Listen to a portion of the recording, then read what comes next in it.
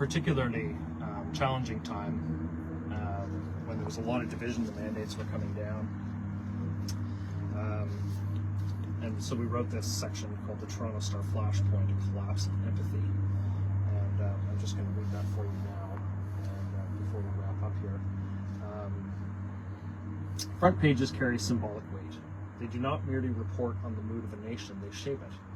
Seeing eliminationist rhetoric displayed without critique shocked even many Canadians who supported vaccination.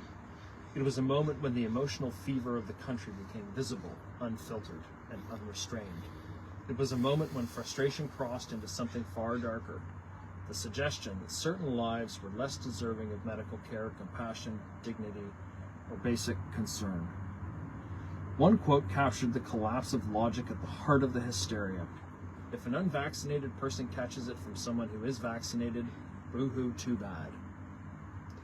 In that single sentence lay the entire contradiction of the mandate era. If a vaccinated person could transmit the virus to an unvaccinated person, then the claim that vaccination was a civic duty to quote-unquote protect others dissolved instantly.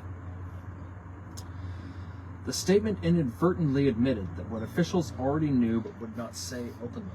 The vaccines did not reliably prevent transmission. Yet, instead of reevaluating the moral justification for coercion, the system doubled down. The public parroted the propaganda with a kind of blind fury, insisting, "You must take the shot so that my shot will work, and if you get infected by me after I've taken it, that's your fault, not mine." This was the essence of hysteria, a demand for universal obedience built on a premise that everyone could see was collapsing. Alongside that contradiction came the most dangerous inversion of all, the abandonment of empathy. If vaccinated people could spread the virus, then humility should have applied equally. Instead, the unvaccinated were blamed for infections they did not cause, while the vaccinated were absolved for transmissions they openly acknowledged. Scapegoating filled the vacuum left by reason. The quotes on the Star's front page were not an aberration. They were emotional scaffolding upon which mandates, firings, travel bans, and exclusions were built. The celebration of Air Canada's mandate that same day was not reporting. It was a public ceremony of moral downgrading, a signal that the unvaccinated could be stripped of employment and rights without the slightest institutional hesitation. The Star's front page was not policy, it was temperature. The heat of a nation pushed past the boundaries of empathy and toward punishment. And temperature matters. It hardens attitudes, narrows compassion, and legitimizes actions that in calmer times would be recognized as violations of law and ethics. What Canada did in this period, mandating medical procedures as conditions for employment, mobility, and healthcare, violated the Charter of Rights and Freedoms, the Nuremberg Code, and the Helsinki Declaration, all of which insist on voluntary free consent. The Air Canada mandate was not medical policy, it was state-backed corporate coercion, enforced through the threat of poverty and social exile. For many Canadians, the implications were terrifying. People were not irrational when they feared that the next step might be forced quarantine facilities, roundups, or even detention camps. Those fears did not emerge from fantasy.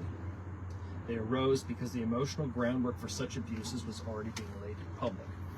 When a major newspaper prints "Let them die" and pairs it with the celebration of workers losing their livelihoods, it signals that certain citizens have been pushed outside the moral circle of the nation.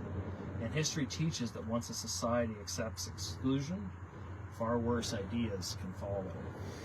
I have said throughout this book that I believe in reconciliation.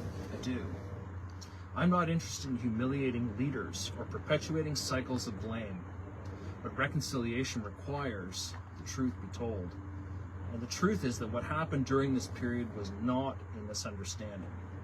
It was a collective moral failure, a collapse of empathy, of ethics, of media responsibility, and of governmental restraint.